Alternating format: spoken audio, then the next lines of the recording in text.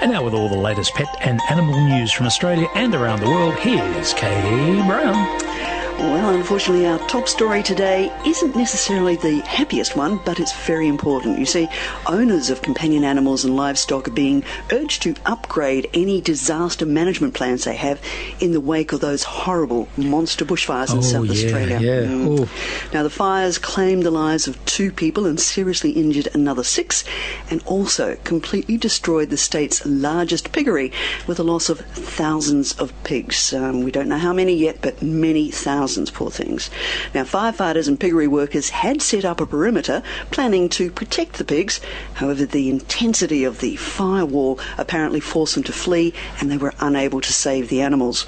And a woman is also in hospital after she was trampled while letting her horses flee the fires. Oh, dear. Look, I tell you, fire is just an amazing thing, how quickly it spreads. You know, we all think, oh, yeah, well, it'll just blow and we can put it out. It doesn't work like that, especially when you've got the low humidity, the high winds and temperatures. Well, our thoughts are with those people and, of course, with those animals. Yeah. And if you're not quite sure what to do, you can always go to the Australian Veterinary Association's website at ava.com.au. They've got lots of great advice on there on what to do to plan for natural disasters, not only fires but floods and cyclones and everything.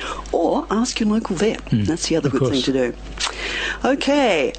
Further north, a Gold Coast man has appeared in court on carjacking charges after being spotted by Pol Air running up to cars carrying a knife and, wait for this, a dog. A dog? Okay. The Eye in the Sky had earlier captured video of the 24-year-old, now known to be Kaye Self, driving erratically, and they organised for officers on the ground to deploy road spikes. Now, this is memories from our police camera action days, I'm sure you're thinking. Yeah, we've seen a lot of car chases, people. Anyway, the Pol Air people were surprised to see the man running along with the dog, quite a sizable one, under his arm. When he failed to carjack another vehicle, he ran into residential areas and was soon arrested by other officers.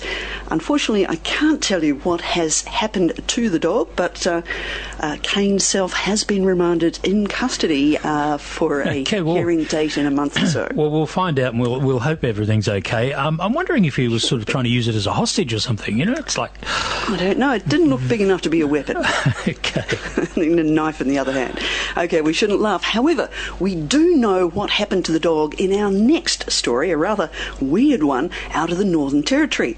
Now, you've heard us talk about the infamous Northern Territory newspaper before, the NT News. Well, only this week they revealed that Russian royalty had been living amongst Catherine locals, and until this poor man had a heart attack and died while he was out walking his dog. Dear. Now, NT News reported that Leonid Kulikovsky, known to the locals as Old Nick, was actually a member of the long-exiled Russian royal family, and distantly, of course, to the British royal family. And he was also related to the great-grandson of the Tsar Alexander III. Now, apparently this man had no family in Australia, only his beloved dog, Raki. Oh, that's amazing. Yeah. He very well fed, walked twice a day, lucky dog. The 72-year-old had been living in the local caravan park, and when news actually hit the town, the newspaper's phones went berserk with people wanting to adopt the royal dog.